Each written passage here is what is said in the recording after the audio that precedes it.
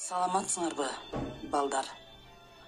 Бүгүн биз кыргыз тил сабагы боюнча ачык сабагыбызды өтүүгө даярданып турабыз. Маанайыңар жакшыбы? Карагылачы күндү. Күн дагы жылмайып, күлүп чыгып атат. Мен да силерге ушул күндөй болуп, маанайыңар ачык болуп, дайыма күлүп жүрүшүңөрдү каалар элем. Бүгүнкү биздин өтө турган сабагыбыздын темасы туранды сөздүн жазылышы. Ал эми сабактын максаты силер бул сабакта туранды сөздөрдүн жазылышын билип, туура жазууга үйрөнөсүңөр. Ал эми өнүктүрүүчүлүк максаты туранды сөздөрдүн жазылышын көнүгүүлөрдөн тууралап жаза аласыңар. Тарбия берүүчүлүк максаты таза, сулуу жазууга, башкалар менен сый урматта болуп, ата-энени сыйлоого тарбия аласыңар.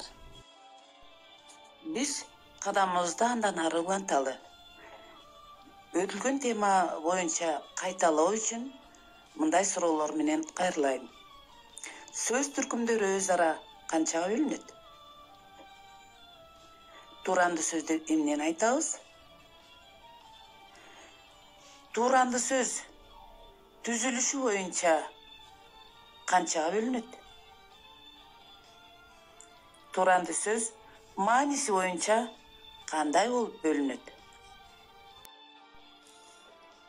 Сөз түркүмдөрү өз ара үчкө бөлүнөт.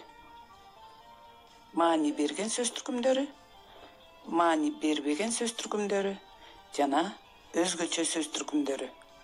Ал эми өзгөчө сөз түркүмдөрү туранды сөз, анан сыртык сөз.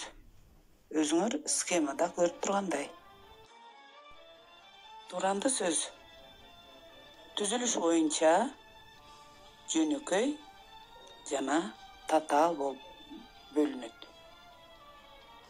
Ал эми туранды сөз мааниси боюнча элес туранды сөз, табыш туранды сөзү болуп бөлүнөрүн силер билдиңер.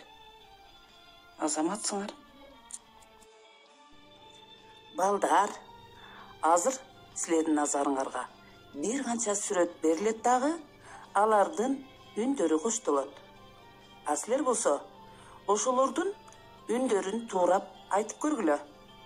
Демек, жандуу жана жансыз заттардан чыккан үндү, добушту, табышты, тууро бул туранды сөздөр деп аталат.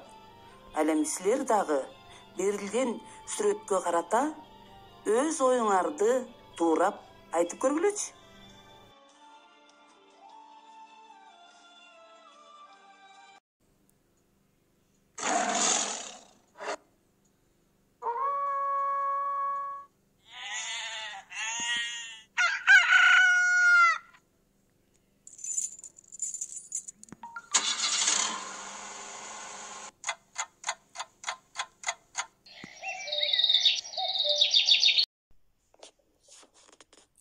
Балдар, сабагыбызды андан ары улантабыз. Бүгүнкү биздин өтө турган темабыз туранды сөздөрдүн жазылышы. Мында китеп менен иштейбиз. 73 бетте 112 көнүгүүнү ооз эки иштөө. Мисалы, жалк-жулк, жарк-журк, тып-тып, кажы-кужу, күш-күш. Мына бул сөздөрдүн ортосуна сызыкча коюлуп жазылганын көрдүңөр. Демек, кош сөз түрүндө айтылган туранды сөздөрдүн арасына сызыкча коюлуп жазылат.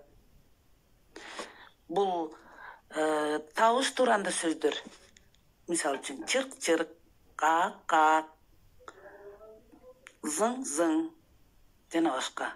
Ал эми элес туранды сөздөр жал-жал, жалт-жалт, чолтоң-чолтоң жана башка сөздөр. Ал эми аягы к, п тыбыштары менен бүткөн туранды сөздөргө ылдам мүчөсү уланганда к, п тыбыштары жумшарбай жазылат. Мисалы, бакылда, такылда, күпүлдө, жакылда жана башка сөздөр кирет.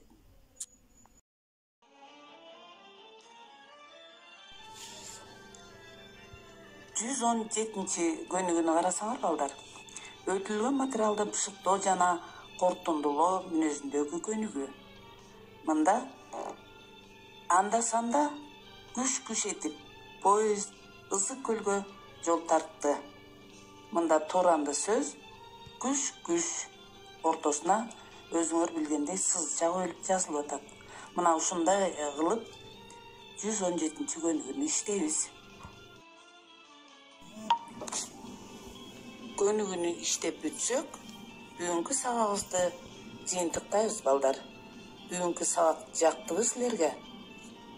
Силер тууранды сөздөрдүн жазылышын үйрөндүңөр. Азаматсыңар. Эми ушул туура, ката кетирбей, тууранды сөздөрдүн ортосуна сызыкча коюп жазууга машыгабыз. Үйгө тапшырма: тууранды сөздөрдүн жазылышы 116-көнүгүү. Сабагыбыз ушун менен аяктады. Саламатта калгыла балдар.